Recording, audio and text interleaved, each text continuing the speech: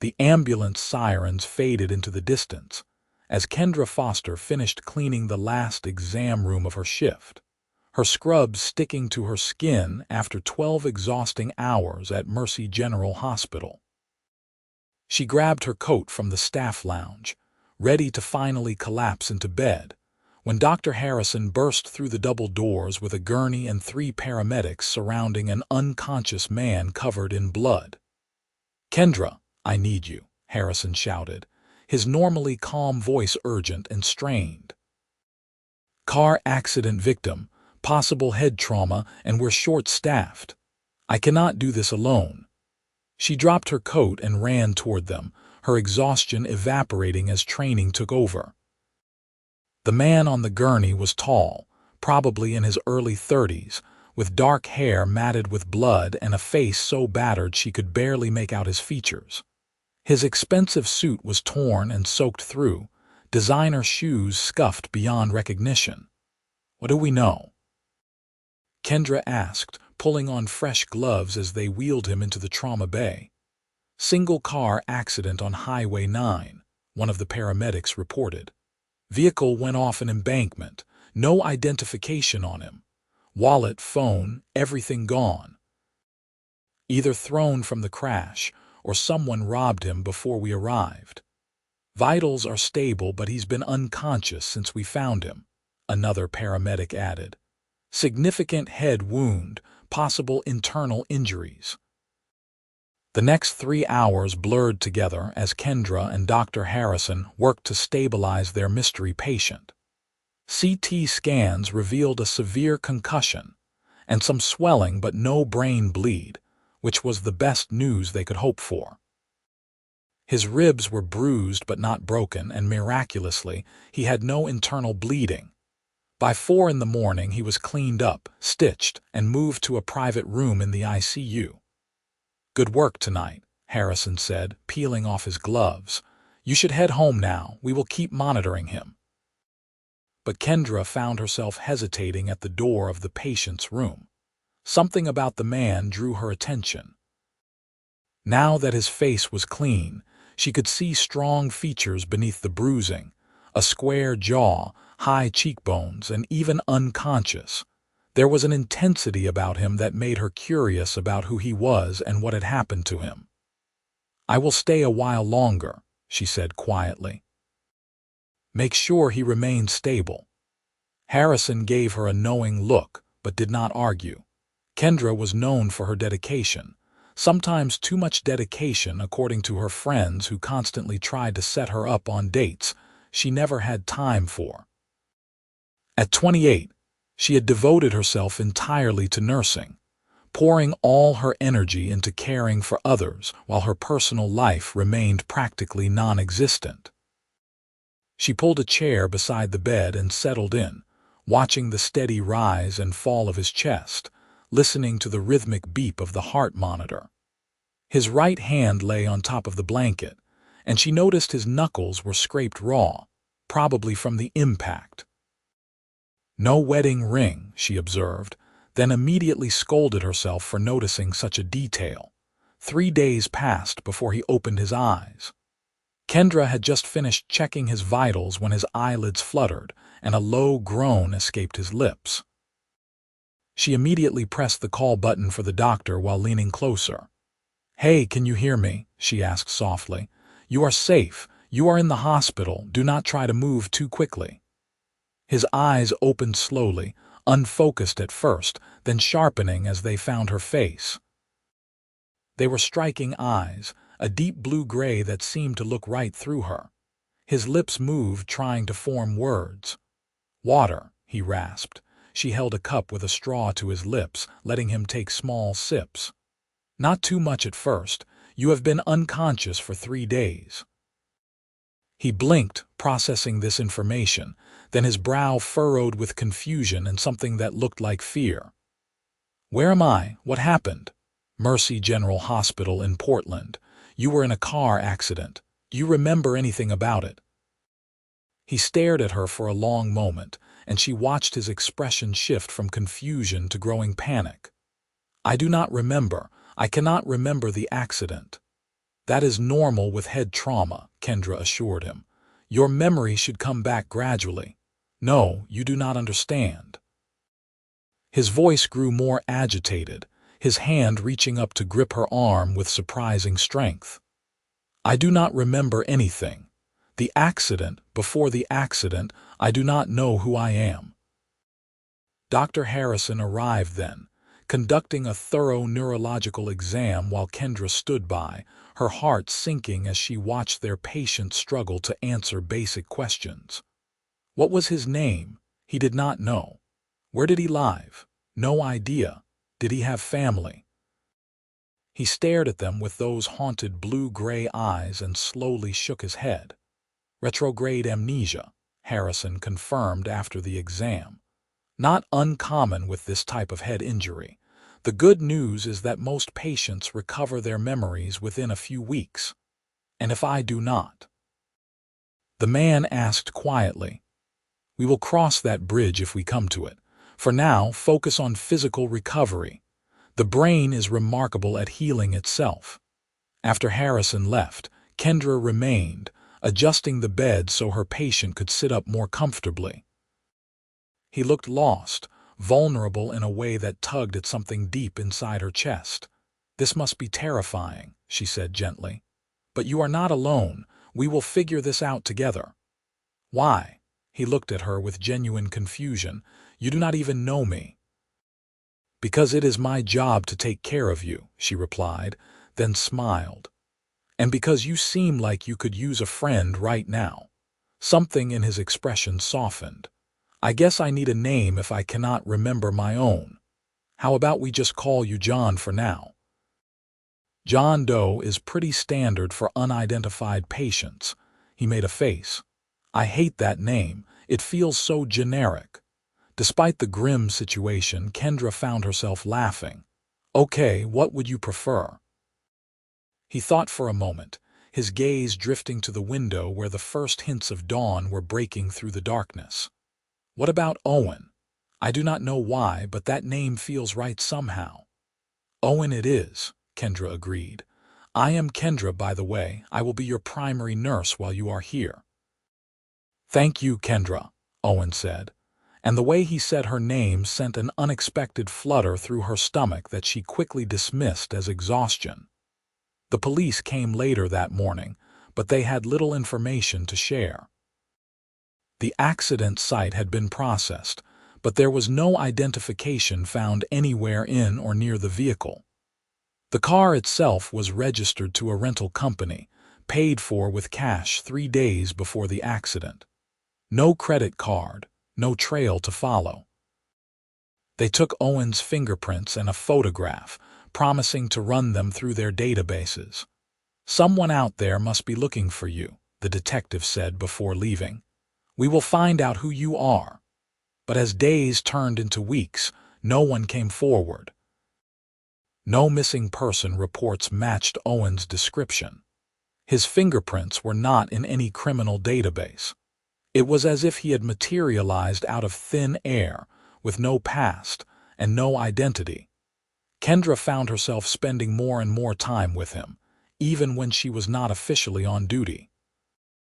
At first, she told herself it was just professional concern, helping a patient through a difficult situation.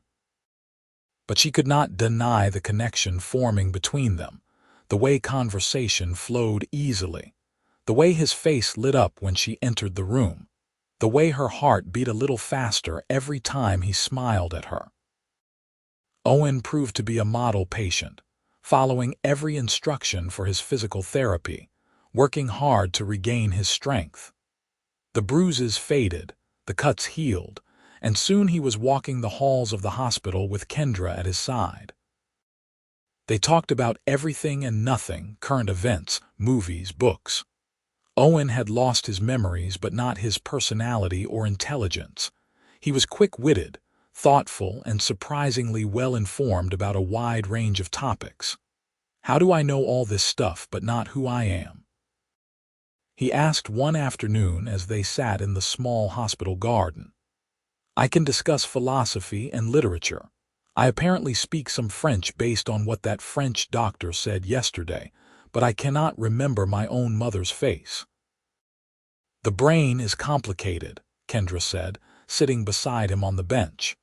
Your semantic memory, the facts and knowledge that is stored differently than your episodic memory, your personal experiences. One can be damaged while the other remains intact. You are brilliant, you know that.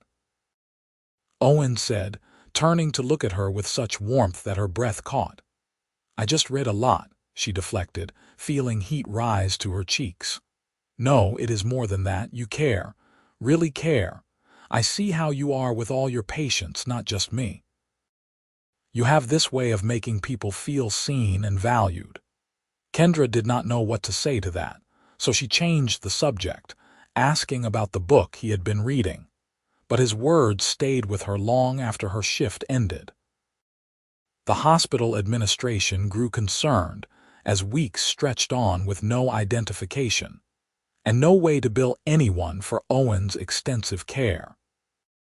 They began discussing transferring him to a county facility, but Dr. Harrison fought to keep him at Mercy General a while longer, touched by his patient's determination to recover and maybe also by the obvious bond forming between Owen and his most dedicated nurse. 6 weeks after the accident, Kendra arrived for her evening shift to find Owen's room empty. Her heart lurched with panic until a nurse told her he had been taken for another CT scan. She waited anxiously in his room, trying to focus on her other patients, but finding her thoughts constantly drifting back to him. When they finally wheeled him back, she was there immediately. How did it go? What did they find? The swelling is completely gone, Owen reported, his expression a mix of relief and frustration. Physically, my brain has healed, but still nothing, not a single memory. Dr. Harrison entered with the scans, confirming Owen's report. You have made a remarkable recovery. Physically, there is no reason you cannot be discharged. Discharged to where? Owen asked, voicing the question they had all been avoiding. I have no home, no money, no identification. I literally do not exist. We are working with social services, Harrison said carefully. There are programs that can help you. Transitional housing, assistance with getting new identification documents established. After the doctor left, Kendra sat with Owen in heavy silence. The thought of him being sent to some impersonal group home, of not seeing him every day, left an ache in her chest she could not ignore any longer. What if you stayed with me? The words came out before she could stop them. Owen looked at her in shock. What? Just temporarily, she added quickly, her professional mind trying to rationalize what her heart had already decided. I have a spare bedroom in my apartment. You need somewhere safe to stay while you figure things out, and I can help you navigate the system, getting documentation, finding resources. Kendra, I cannot ask you to do that. You are not asking, I am offering. Why? He searched her face intently. Why would you do this for a stranger? Because you are not a stranger anymore, she thought. Because I have fallen for you and I am terrified to admit it. Because the thought of you disappearing from my life is unbearable. Because everyone deserves a chance, she said aloud. And because I think we have become friends. Friends help each other. Owen was quiet for a long moment, and she could see him wrestling with pride and practicality, fear and hope. Finally, he nodded. Okay, but only until I can figure out how to stand on my own feet. I do not want to be a burden.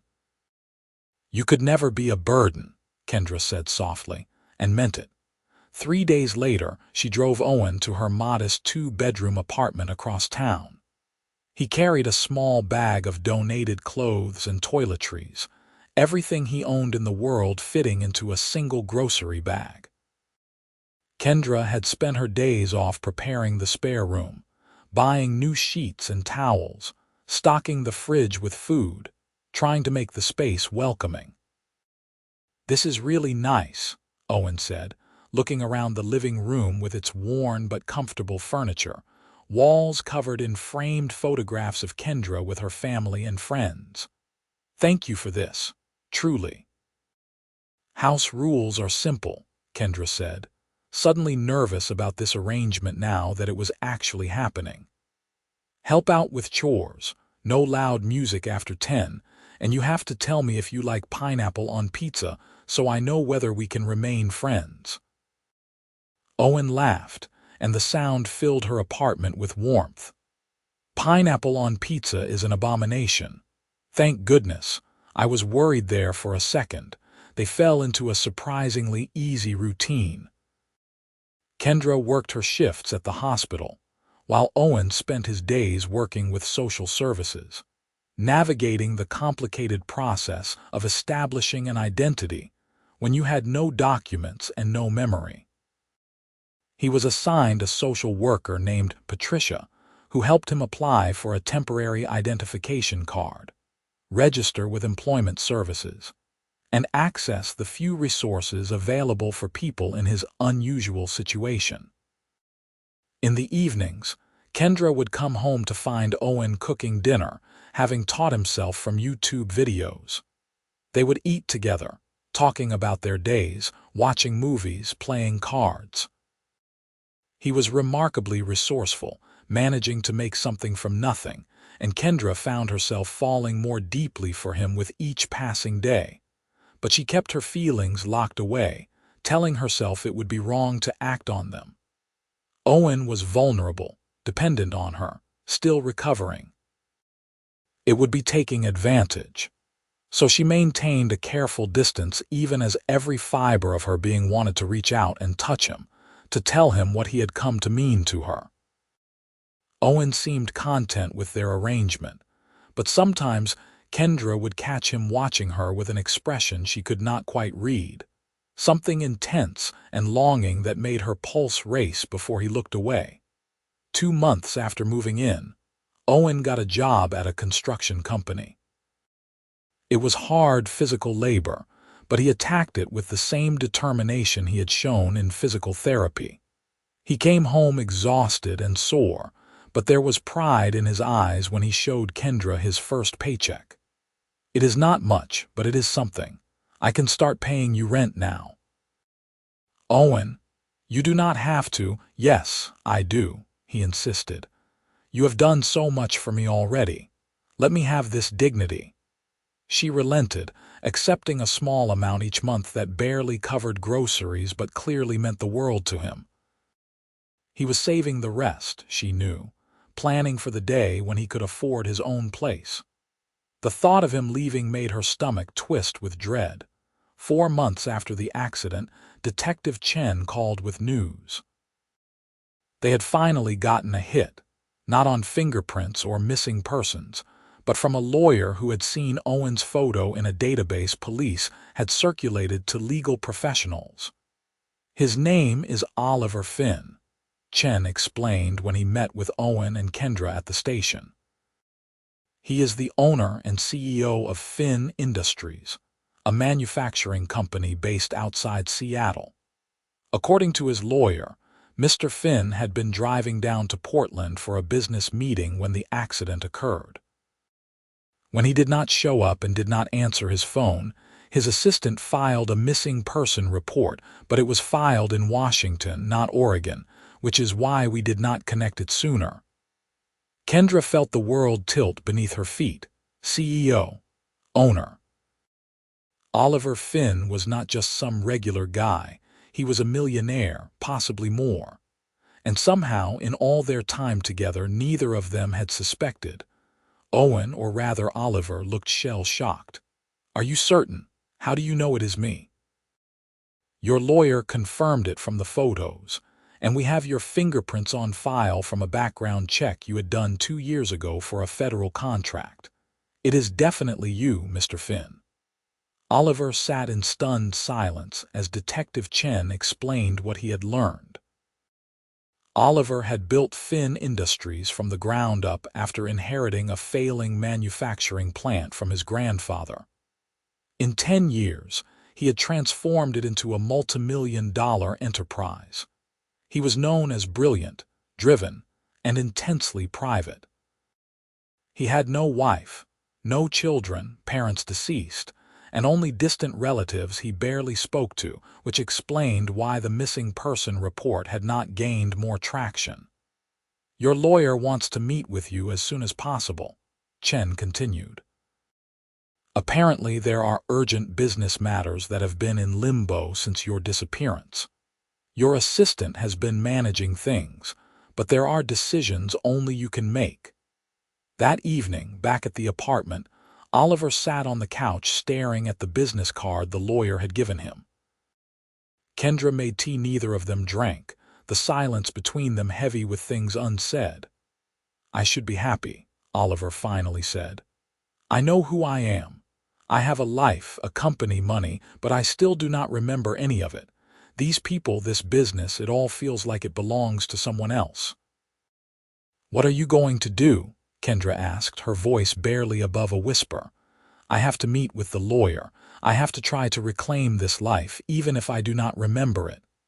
He turned to look at her, his eyes full of anguish. "But I do not want to lose this, lose you." The words hung in the air between them, charged with months of unspoken feelings. Kendra wanted to cross the room to tell him she felt the same, but fear held her back. His entire world had just shifted again. This was not the time. "You will not lose me," she said instead. "I will be here, whatever you need." The next day, Oliver met with his lawyer, Marcus Webb, at a downtown Portland hotel. Kendra went with him for moral support, waiting in the lobby while they talked. 2 hours later, Oliver emerged looking overwhelmed and exhausted. "It is true," he said as they walked to her car. "All of it. Marcus showed me documents, contracts, photographs. There are hundreds of employees depending on this company, investors, clients, and I do not remember a single damn thing about any of it. What happens now?" "I have to go back to Seattle. The company is hemorrhaging money because I have not been there to make decisions. Marcus has been stalling creditors and clients, but it cannot continue. I have to step back into this life and somehow figure out how to run a business I do not remember building." Kendra's heart constricted painfully. "When do you leave?" "Tomorrow. Marcus has arranged everything." That night they ordered takeout and sat on the couch, neither of them really eating. The television played unwatched in the background. "Come with me," Oliver said suddenly. Kendra looked at him in surprise. "What? Come to Seattle? I know it is a lot to ask, but I cannot do this without you. You are the only real thing in my life right now. Everything else is just facts on paper, but you are real." "Oliver, I have my job, my apartment, my whole life is here." I know it is selfish to even ask." He ran his hand through his hair in frustration. "But these past months with you have been the happiest I can remember, literally the only things I can remember. The thought of losing you terrifies me more than losing my memory ever did." Kendra felt tears prick her eyes. "You are not losing me. We can stay in touch, I can visit. It would not be the same." Oliver shifted to face her fully. "Kendra, I need to say this before I lose my courage. I have fallen in love with you. I do not know if that is something I would have done before the accident. Maybe the old Oliver Finn was too focused on business to notice someone as amazing as you. But the man I am now, the man you helped create, he is completely in love with you." Tears spilled down her cheeks as months of suppressed emotion came flooding out. "I love you too. I have for so long, but I did not think I should say anything. You have been through so much, and I did not want to complicate things. Oliver laughed, reaching out to cup her face gently. "Kendra, you are the only thing that makes sense in my entire complicated mess of a life." He kissed her then, soft and tender, and Kendra felt like she was finally coming home. They held each other on that couch, murmuring confessions and promises, making up for months of careful distance. But as the night wore on and reality set back in, Kendra knew what she had to do. "I cannot come with you," she said quietly. "Not right now." Oliver pulled back to look at her. "Why not?" "Because you need to figure out who Oliver Finn is without me. You have spent these months dependent on me, and now you need to stand on your own, reclaim your life and your identity. If I come with you now, you will never know if you are with me because you genuinely love me or because I am your safety net. That is not true. I know exactly how I feel about you. Maybe. But you need to know it too without any doubt.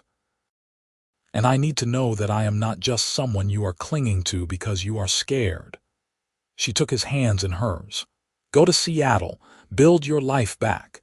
If we are meant to be together, we will find our way back to each other. And if I do not get my memories back. If Oliver Finn, the CEO, is someone completely different from the man I am now, then you figure out who you want to be and build that life. But you have to do it without me making that choice for you." Oliver wanted to argue. She could see it in his eyes, but finally he nodded. "How did you get so wise?" "I read a lot," she said, echoing their conversation from months ago, and they both laughed through their tears. Oliver left for Seattle the next morning. Kendra stood at her apartment window watching his cab drive away, her heart breaking even as she knew she had made the right choice. For both of them, the first few weeks were agony. Oliver called every day, texting her updates about the overwhelming process of trying to run a company he did not remember. His assistant, Claire, had been keeping things afloat, but there were 1,000 decisions that needed his attention. He was working 16-hour days, meeting with employees and clients, reviewing years of files trying to understand the business he had built. "Everyone keeps expecting me to be someone I am not," he told Kendra during one late-night call. "They want the old Oliver, decisive and confident. But I am just faking it, hoping I do not destroy everything." "You are not faking anything," Kendra assured him. "You are intelligent and capable. Trust yourself." But as weeks turned into months, the calls became less frequent. Oliver was drowning in his responsibilities, and Kendra was trying to move on with her own life, picking up extra shifts, spending time with friends she had neglected, attempting to fill the Oliver-shaped hole in her heart and her apartment. She dated briefly, a doctor from the hospital asking her out for coffee. He was nice enough, accomplished and attractive, but sitting across from him, Kendra felt nothing. She compared everything about him to Oliver and found him lacking. After 3 dates, she gently ended it, knowing it was not fair to either of them.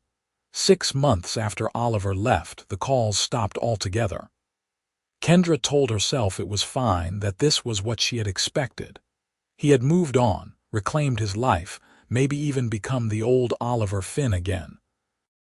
The man who had been too focused on business to make time for love. It hurt more than she wanted to admit. She threw herself into her work with renewed intensity, volunteering for double shifts, taking on the cases no one else wanted. Her coworkers worried about her, but Kendra insisted she was fine. Fine became her default answer to everything. "How are you doing?" "Fine." "Are you okay?" "Fine." "Want to talk about it?" "I am fine." 8 months after Oliver left, Kendra's brother Jake called with exciting news. He was getting married in Seattle, and she was expected to be there for the wedding. Kendra's first thought was of Oliver, somewhere in that same city, living a life she was no longer part of. "Do I have to go?" she asked, knowing she sounded petulant. "Yes, you have to go.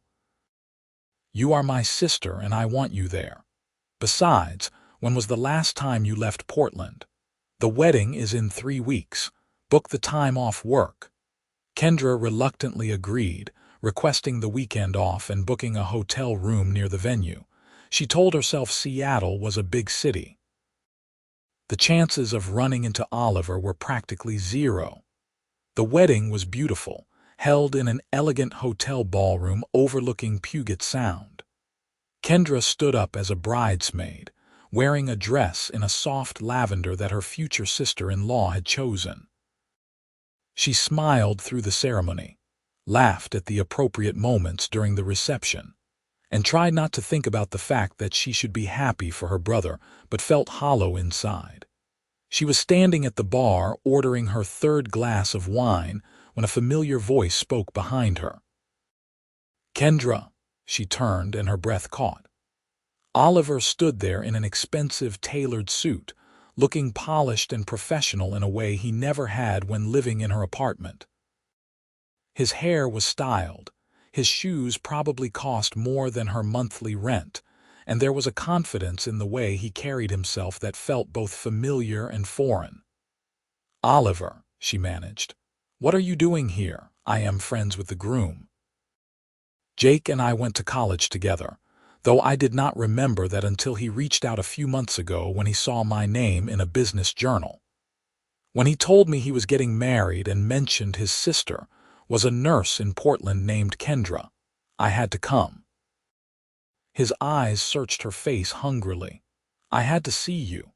They stood staring at each other while the wedding reception continued around them, the noise and music fading into background static. "You look good," Kendra said finally, "like you are doing well." "I got my memories back," Oliver said. 3 months ago. It happened gradually at first, little flashes, then one morning I woke up and it all came flooding back. Every memory, every experience, everything. Kendra's heart clenched. "That is wonderful, you must be relieved." I am. But Kendra, getting my memories back just made me realize how empty my life was before the accident. I was working 80-hour weeks, measuring my worth in profit margins and market share. I had no real friends, no meaningful relationships. I was successful and completely alone. But now you can move forward, be whoever you want to be. I know who I want to be. I want to be the man who made you laugh every night over terrible cooking and competitive card games. The man who held you when you came home from difficult shifts at the hospital. The man who fell in love with you. Oliver, let me finish, please. I know I disappeared on you. I am sorry. Things got so overwhelming and I panicked. I thought I had to choose between being Oliver Finn, the CEO, and being the man I became with you. But I was wrong. They are both me and I can be both. I have been restructuring the company, delegating more, setting boundaries so I actually have a life outside of work, because I finally understand what matters. Kendra felt tears threatening. What matters? You matter. You have always mattered. Oliver took her hand in his. I know I have hurt you by pulling away. I know I do not deserve another chance, but I am asking for one anyway because I love you, Kendra. The man with amnesia loved you, and the man who got his memories back loves you even more, because now I can fully appreciate how miraculous it is that you came into my life. I never stopped loving you, Kendra admitted, the words tumbling out. I tried to move on, but I could not. You were it for me. Oliver pulled her close, holding her like he was afraid she might disappear. Come back to Seattle with me, or I will move to Portland. I do not care where we are as long as we are together. You cannot just abandon your company. I can run it from anywhere. Technology exists, and I have good people in place now. The company does not need me hovering over every decision. He pulled back to look at her seriously. But I need you. I do not want to spend another day without you. Kendra wanted to say yes, wanted to throw caution to the wind and leap into his arms, but her practical side needed more. What does this look like? Really? You are a millionaire CEO and I am a nurse. Our worlds are completely different. Our world stopped being different the moment you sat beside my hospital bed and promised a scared stranger that he was not alone. You saw me when I had nothing, not my money or my status or my memories, just me. And you loved me anyway. That is what matters. I do love you, Kendra said, tears flowing freely now. "I really do."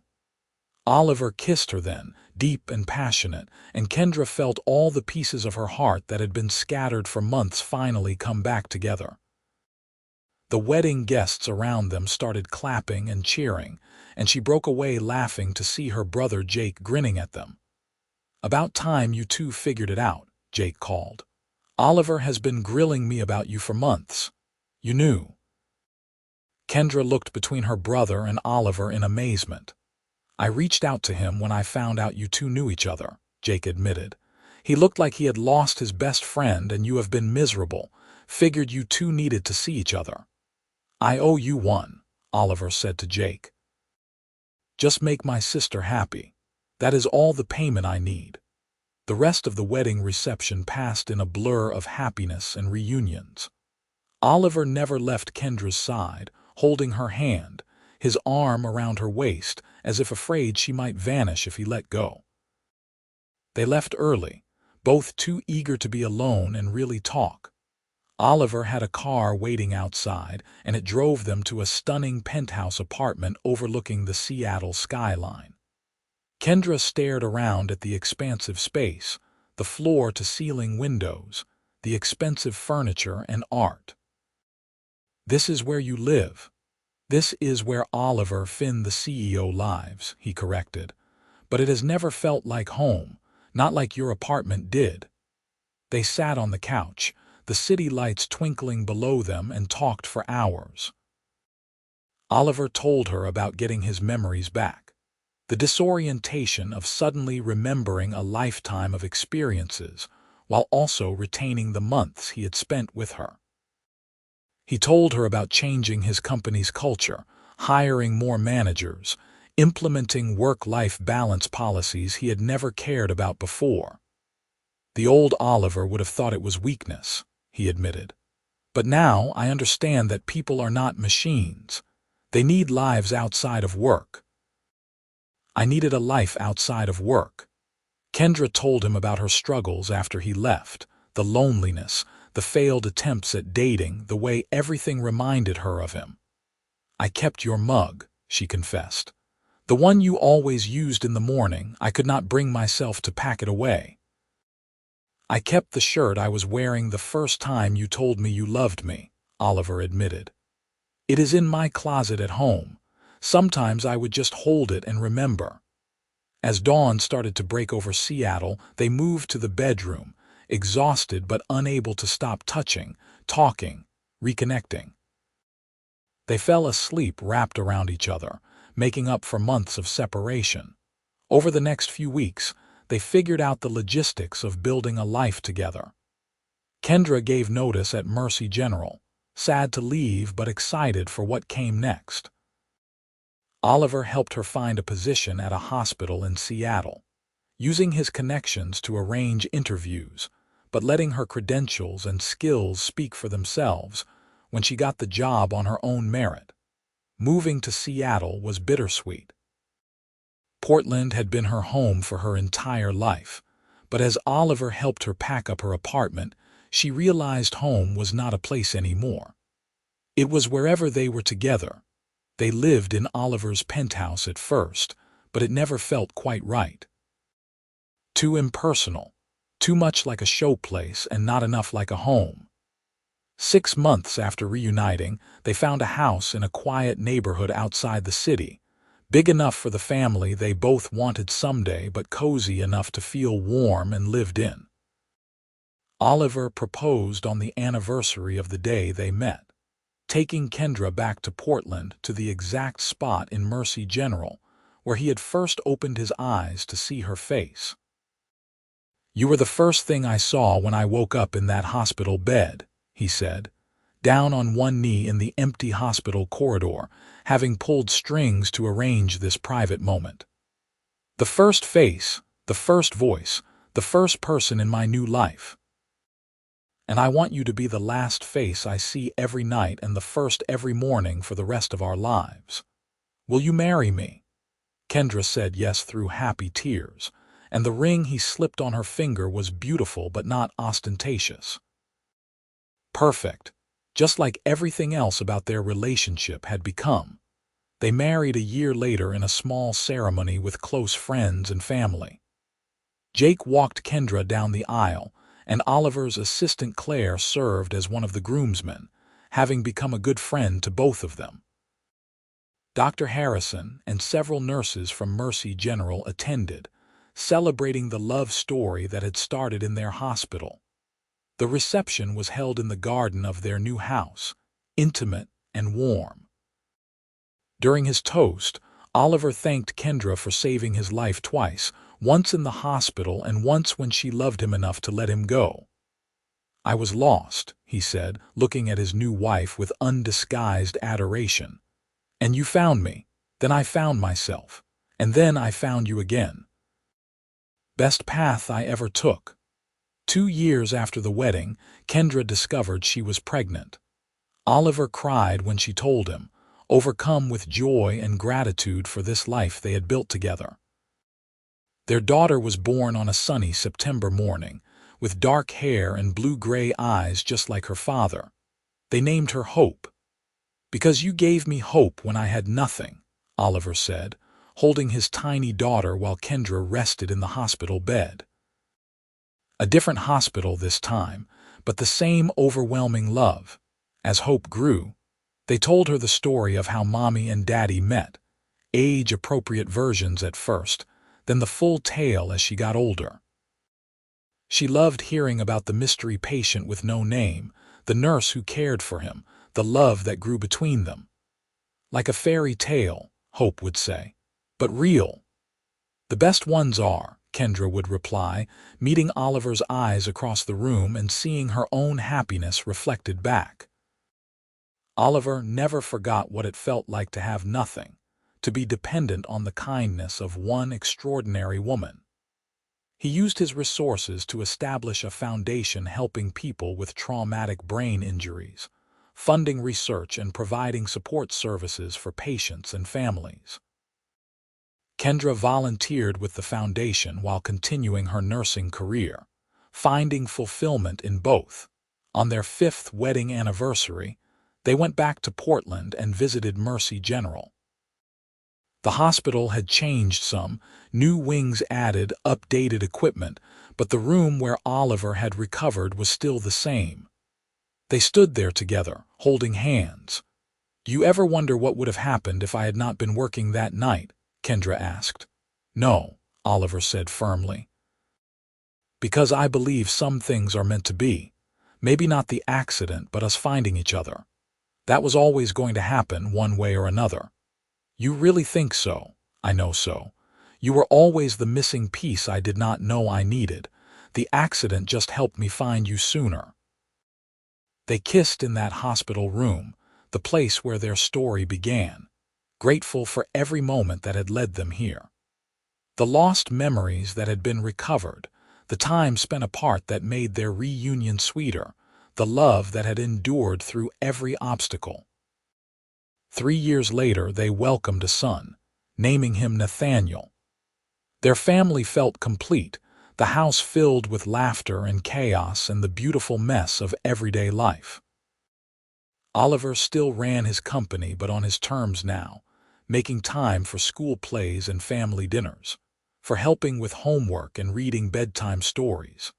Sometimes when the kids were asleep, and they sat together in the quiet evening, Kendra would watch Oliver and marvel at how far they had come.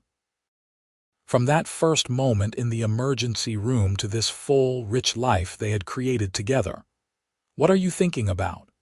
Oliver would ask, catching her staring. "Just remembering," she would say. "Good memories, the best ones." On their 10th wedding anniversary, Oliver took Kendra to a surprise destination.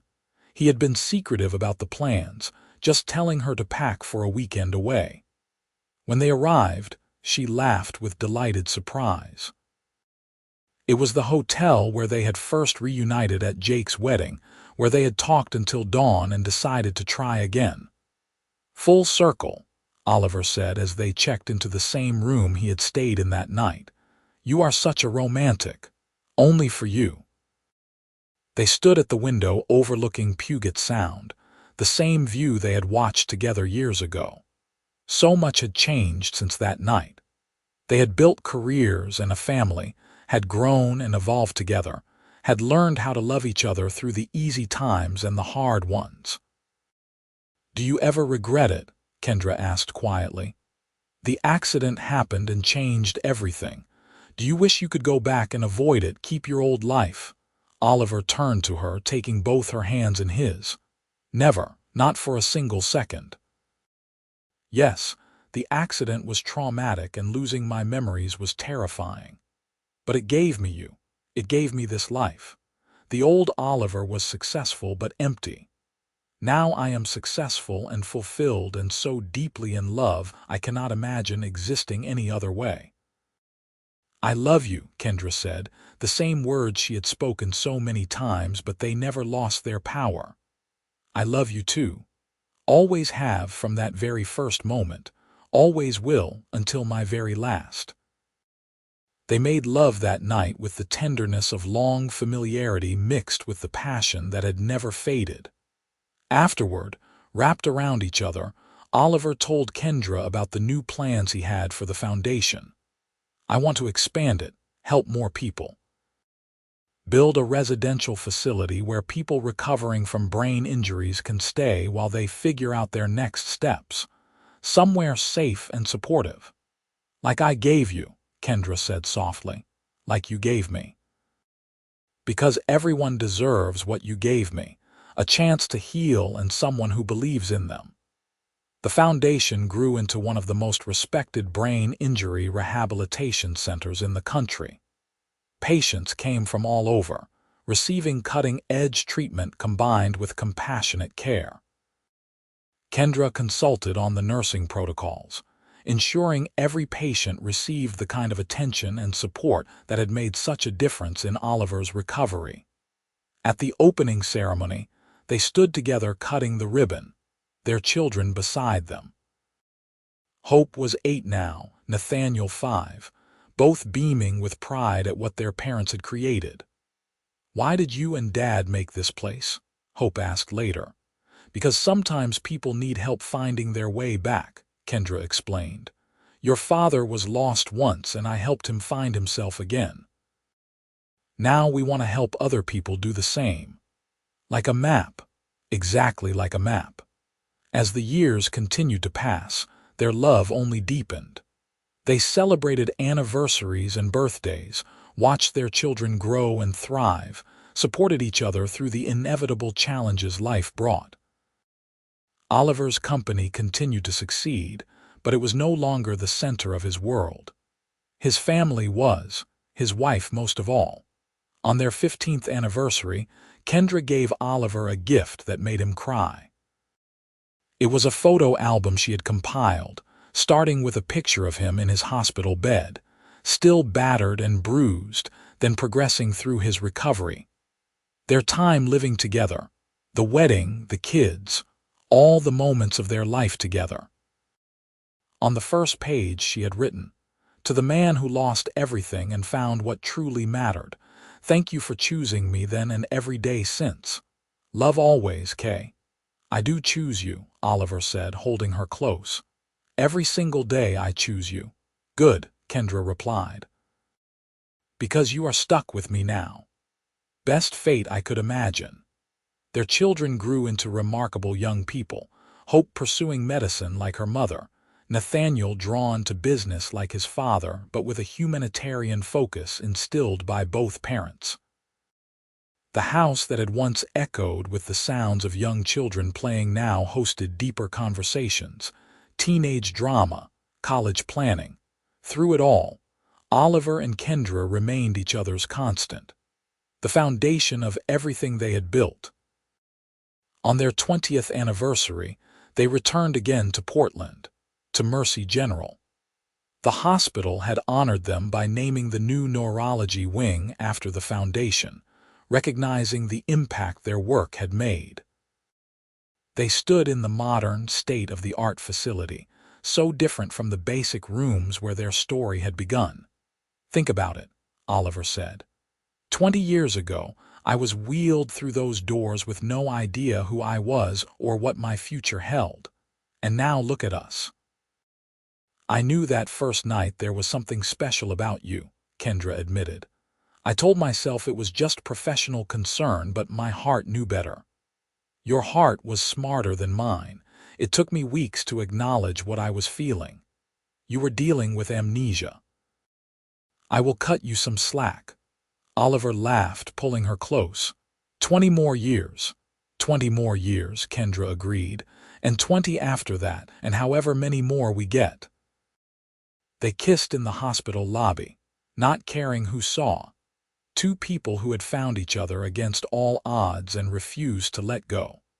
Hope graduated from medical school and completed her residency in neurology, joining the foundation her parents had built. Nathaniel earned his MBA and took a position at Finn Industries, modernizing the company further while maintaining his father's commitment to work-life balance and ethical business practices. Oliver and Kendra became grandparents when Hope married another doctor and had twin girls. They doted on their granddaughters, spoiling them appropriately while also teaching them about compassion, resilience, and love. "Tell us the story again," the twins would beg when they were old enough to understand. "About how Grandma saved Grandpa." And Kendra would tell them, with Oliver adding details and corrections. About the night, an unknown man came into the emergency room and changed her life forever. "The moral of the story," Oliver would always finish, "is that sometimes you have to lose yourself to find what you were really meant to be." "And sometimes," Kendra would add, "the person who seems lost is exactly who you have been looking for." On their 30th anniversary, Oliver and Kendra sat in the garden of their home, watching the sunset paint the sky in shades of gold and pink. Their children were grown, their grandchildren thriving, the foundation helping hundreds of people every year. They had built a life beyond anything either of them could have imagined that night in the hospital. 30 years, Oliver mused, since you sat beside my bed and promised a stranger he was not alone. Best promise I ever made. Best gift I ever received. He turned to look at her, this woman who had been his nurse, his friend, his lover, his wife, his partner in everything. Age had touched them both, silver in their hair, lines around their eyes, but to Oliver, Kendra was still the most beautiful person he had ever seen. "What are you thinking?" she asked, catching him staring. "Just remembering," he said, echoing their old conversation. "Good memories, the best ones." He took her hand, the same hand he had gripped in fear that first day, the same hand he had held through every important moment since. "Thank you, Kendra, for everything. For seeing me when I was invisible, for loving me when I had nothing to offer, for building this life with me." "You had everything to offer," Kendra corrected gently. "You just could not remember it yet, but I saw who you were underneath, and I loved that person, still do. Even when I am grumpy in the morning, even then. Even when I forget to take out the trash. Well, that tests my patience," Kendra admitted with a laugh. "But yes, even then." They sat together as the sun dipped below the horizon, comfortable in the silence that comes from decades of knowing someone completely. Around them, the garden bloomed with flowers they had planted together over the years, each one marking a milestone, an anniversary, a moment of joy. Inside the house, photographs covered every surface, documenting a life well lived and deeply loved. The scared man in the hospital bed was barely recognizable in the confident, happy man who now sat in the garden. But Kendra could still see him there in Oliver's eyes when he looked at her, in the way he held her hand like she was his anchor to the world, because she had been once, and in many ways she still was. As darkness fell and stars began to emerge, they moved inside together, Oliver's arm around Kendra's waist, her head on his shoulder. They had been through so much together, survived so much, built so much. And they would continue day by day, loving each other through whatever came next. In the end, the accident that had stolen Oliver's memories had given them both something infinitely more valuable, a love story that neither of them would ever forget. A reminder that sometimes you have to lose everything to find what truly matters. And when you find it, you hold on with both hands and never let go.